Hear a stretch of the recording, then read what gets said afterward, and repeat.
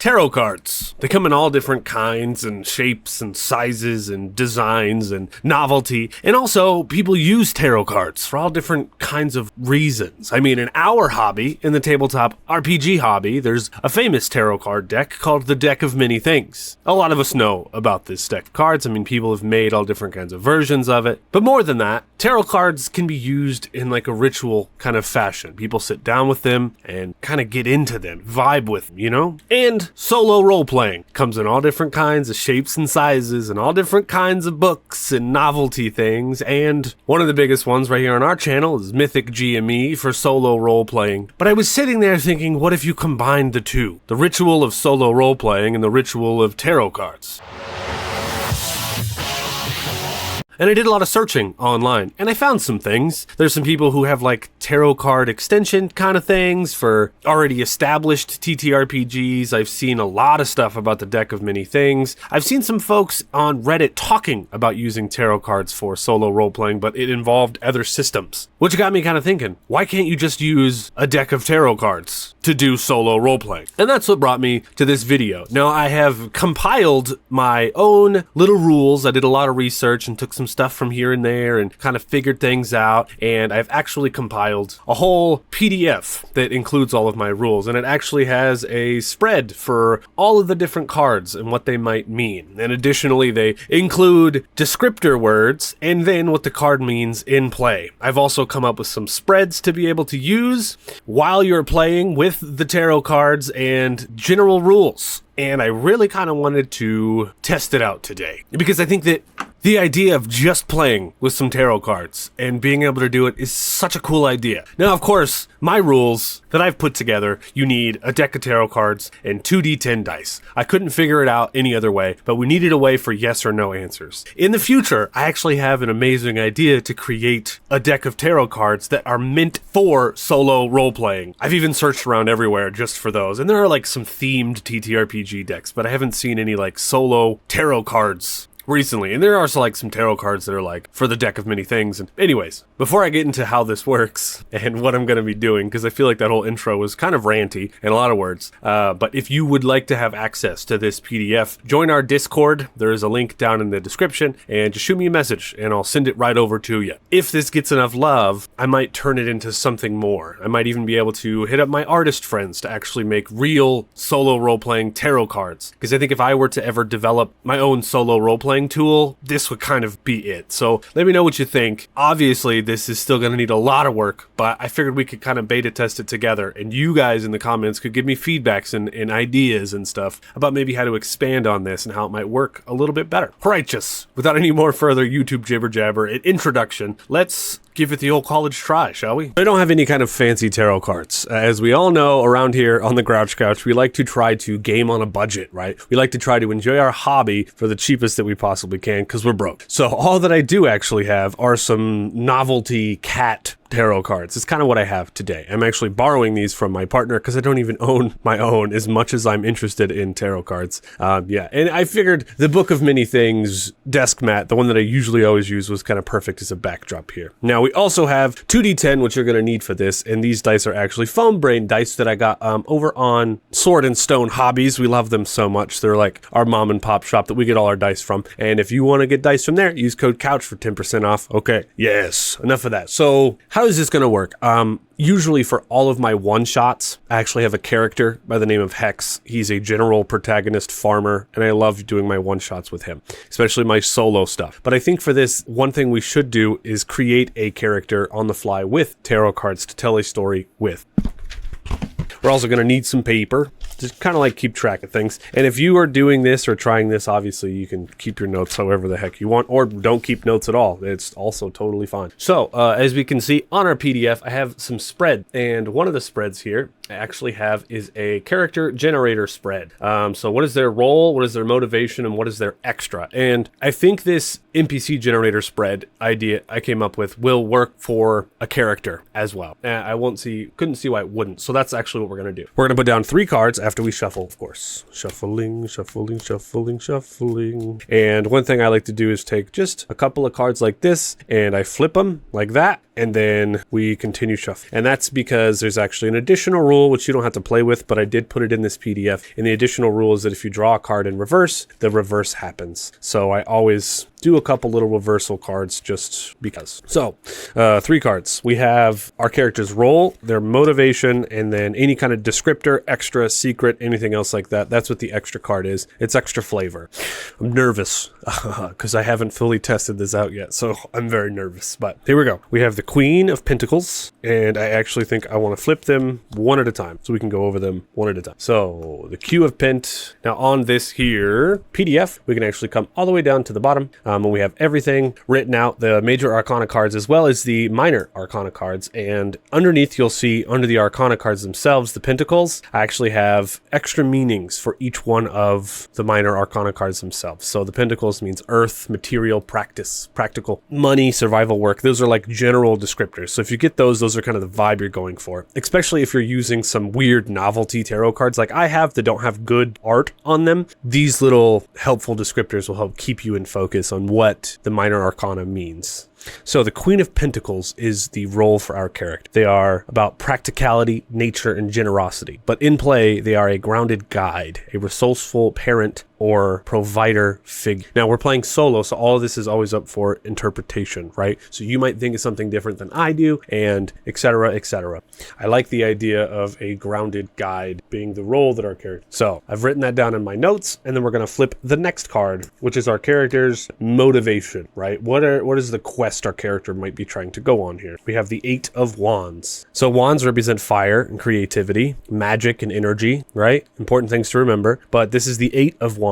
So the 8 represents movement, change, travel. In play, it can represent sudden news, momentum, or swift events. Their motivation. That actually has like 4 quest leads in one single card, I think. So we kind of got to pick one and we kind of got to nail it down. The words that kind of stuck out to me here in this are movement, travel, and sudden news. So now that we have a grounded guide character here, and obviously I do want to say here at the top, I think that if you already have a character in mind and you have a character built in another system and you're using this as a supplement to move your story forward or anything else like that, I think that it will work just as well, probably if not better. But I couldn't stop myself from trying to create a character using this thing. And I do think that honing in on the spreads that you do with the tarot cards and the spread ideas that I have in my PDF is going to help a lot in the end. But moving forward, also, usually I'm very like high energy and crazy in all my videos and stuff like that. But this is kind of like a passion project for me. So I'm just kind of wholeheartedly going into this thing. There was a previous comment, actually. I'm going to find it because I have been thinking about doing this for a very, very long time. And someone left a comment on a video just yesterday. I think it's DJ H47, my friend. If you're watching this, thank you. You actually left a comment just saying, have you ever tried tarot cards for solo RPG purposes? And I responded and said, you just gave me my next video idea. Because yes, I have. Yes, it's something I've been thinking about for a very, very long time. And you kind of gave me the push to make this video, to talk about the thing I've been working on in the background for a while. So here we are.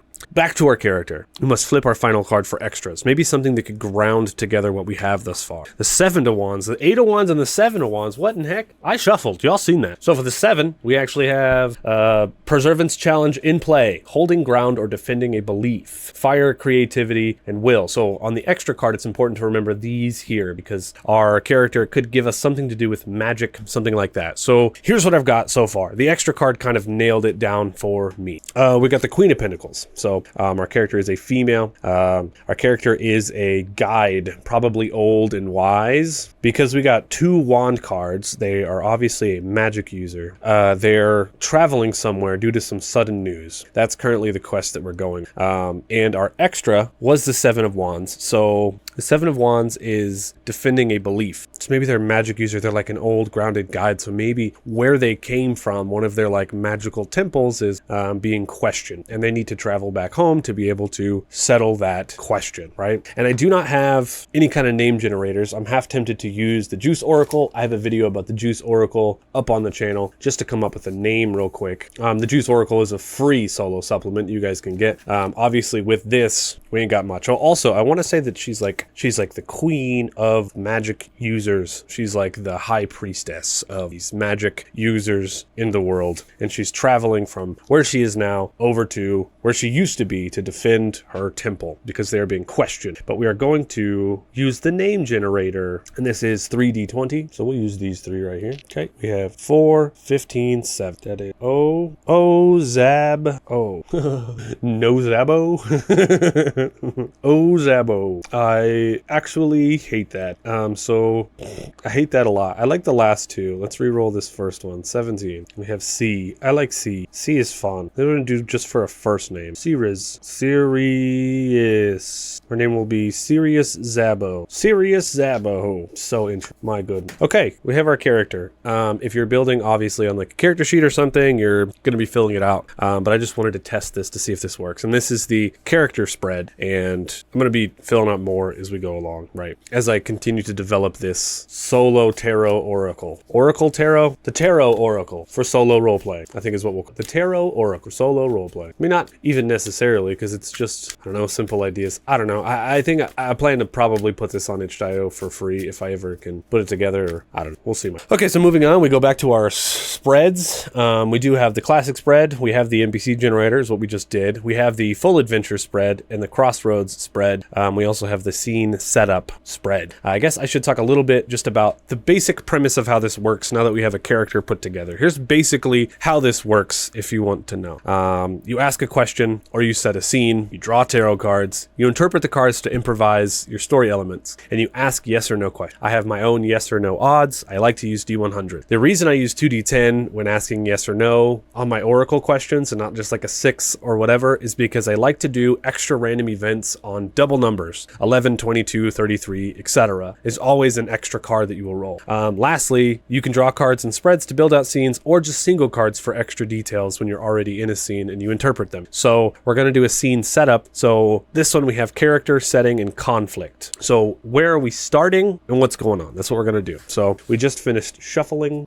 and let's play out a scene. And the important thing is to have yes or no. And I guess you don't really necessarily need yes or no options. And if you have other cards like the mythic cards, you could use those as well. The deck of cards are perfect. I actually just did 2 videos covering mythic deck cards recently. That's where that comment came from. Okay, so now we shuffled, then we do 3 cards. We have one that's in reverse. This is why I don't like these cards. I don't like this back design because we can obviously see what's going on. Anywho, the first one is the character, then we have the setting and the So the character here, flipping it this way, is the Fool. And this is, on the PDF, I tried to put like a little bit more information on the spreads. Like who is your character, an ally, or NPC in this moment? So who might you be traveling with? This could also be who are you trying to find?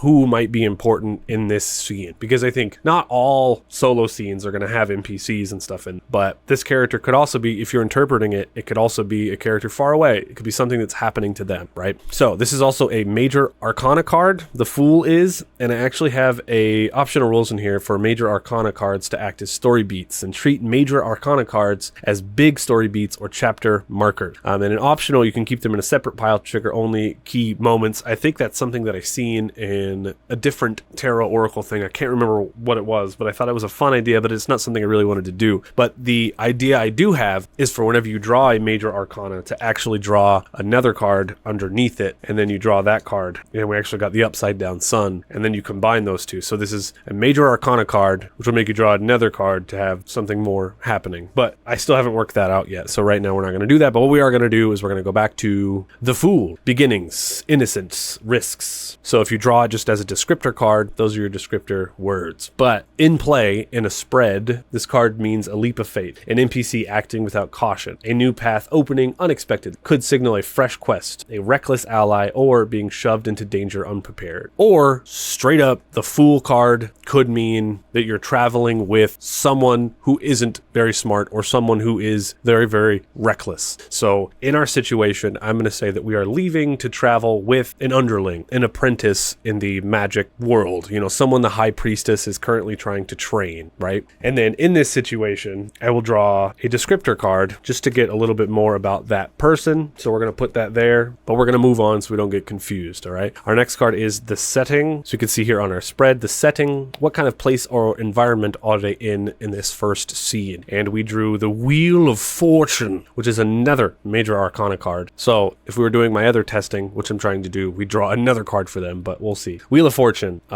fate, cycles, and change. In play, sudden reversals, lucky beats, or or disastrous turns. A reminder that nothing stays stable. So interesting. A disastrous turn of event. Our first scene, when we open up, is a disastrous turn. Okay, well, moving on, we're gonna draw the last card of this scene before we put it all together. And the last one is the conflict. And the conflict is actually upside down, which means justice upside... Hold on, y'all can't see that.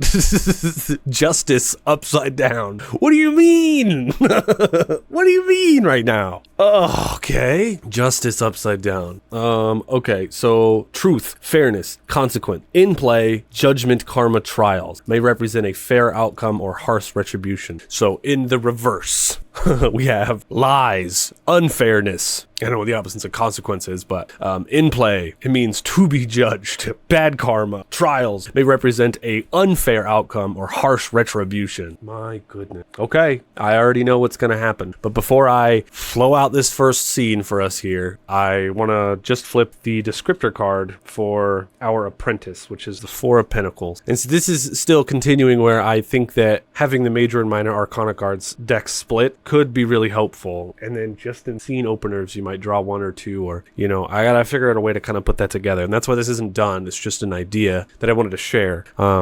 But anyways, let's go back over to the PDF here. Just a passion project. Four of Pentacles, upside down. So stability, security, control. So our apprentice is unstable, and in play it might mean hoarding or protecting assets. I think that they are unstable and prone to just give things away, maybe to like beggars. They're a very generous person, but they're completely unstable and reckless, and maybe they don't understand the value of anything. And so our older wise magic user, Sirius Zabo, is trying to train them. But here's our scene that I'm just putting together. So we're traveling, probably just walking through the forest together, and the fool is with us, making all kinds of reckless nonsense. And of course, our character is trying to keep them calm, and you know what I mean? Just trying to teach them things about magic and nature and stuff like that. And I think as they're traveling, obviously we drew the Wheel of Fortune. So this means that fates completely change. And the road that they used to travel from the city they're trying to build up a magic temple and the city they came from has been completely blocked off, I think, by a bunch of knights and guards. And as they reach, and I think the high priestess talks to these knights and guards and tells them she's going back to try and, you know, do her thing and reinvigorate the word of magic and her temple in the other city. I think that, quite obviously, if we were doing a real actual play, I would have city names and actual names for things, and it wouldn't just be a general magic idea. I would be drawing more cards and stuff, but we're just doing an example today, so please keep that in mind. But anyway, she tells the guards that that's where she's going, and the guards say, "Oh no, we know exactly who you are," and they actually detain her. They tie her up and they put her in a cage with the apprentice and say that they're taking her to the capital because she's in trouble for all the shit that she's been doing. And that's kind of going to be our first scene. But if we wanted to take an action, or we wanted to ask yes or no at any point, I think when they lock her up, if our character was like crazy, we could say like, oh, well, the fool, our apprentice, is absolutely insane. So whenever we're getting tied up, does she try to cast magic to get us out of here? And we could roll our D100. And we could literally a 52. So even if it was a 50-50 chance, if we come back here, this is the general oracle that I always use. It's always in my head. It's what I always use. 50-50 is always greater than, 50. So, it's greater than 50. I don't know why I was thinking backwards. I was thinking lower than 50. I'm insane. So greater than 50. So yeah, she would cast some kind of spell or magic to try to get them out of there. She's an apprentice. So is it useful magic? Does she have some kind of teleportation magic to get us away from these guards before they can tie us up? I'm going to call that unlikely, because she's only an apprentice. That is a 41. Yeah, so it's not good magic. She actually tries to get them out of there by doing a teleportation spell, and it fails. And Sirius looks over at the apprentice and she says, "It's okay, sweetheart. We will go with them." And they're like, "You did magic," you know what I mean? And you can kind of see how this might flow out. We've already built out a character. We've built out a scene, only using dice and tarot cards. And I just think it's such a cool idea. And obviously it needs a lot of work. I have some thoughts. Let's go back to the top camera. Obviously, it still needs a lot of work. This is just a passion project of mine that I've just been fiddling with because I love the idea of tarot cards. And one day I would love to develop my own tarot cards and even have tarot cards that a full deck and have each one of them have numbers on the tops and on the bottoms. So whenever you draw the card, you don't need the dice. You can already refer to the numbers and you can just draw the cards that have the numbers on them. But I still want to use a regular deck of tarot cards. I don't want it to be some special deck of cards that is designed specifically for solo role-playing because it defeats the purpose. I want to be able to have any of my friends just download the rule PDF and just have a deck of cards they can just use. I think having to go out and having to buy special cards to play a game can be kind of a hassle. But if you already have them, then it's fun. But if you're like, oh cool, I really enjoyed it the first time, I'm going to buy the special cards to go with it. That's, you know what I mean, kind of like a different thing. And being able to design cards with numbers on them and with details on them could be kind of a blast. And I think that the art on the cards represents so much too. I'm at a disadvantage using these things because you could look at a card like the Fool card. In this situation, I would say, oh, well, the Fool is an apprentice that has a pet butterfly or something. You can actually use art on the cards themselves to help you in your storytelling, to give you more details, because there's a lot of cards in a deck of tarot cards and you're probably not going to come across the same one twice. You know what I mean? So being able to use all the details on that card when you draw it is also kind of cool. I don't know. This is just a passion project to me that I could probably rant about for another 30 minutes, but I don't like my videos to be insanely long of just ranting nonsense. So what I will say is that if you're interested in this, join the Discord. I can actually send you a PDF of this. We actually have a channel called Solo Gaming in our Discord, and you could ask me all different kinds of questions about it in there, give me feedback or anything else. And I don't know, I just thought it was really funny. And I love the game that we play. You know, I love solo role-playing and role-playing in general, and I love the game that we play. And if I can help contribute something fun and cool to it, hell yeah.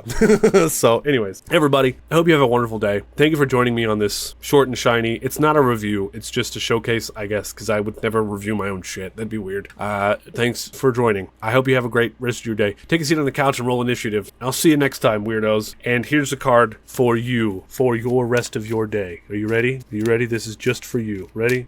The High Priestess. Roll on that, weirdos. See you next time. Like, share.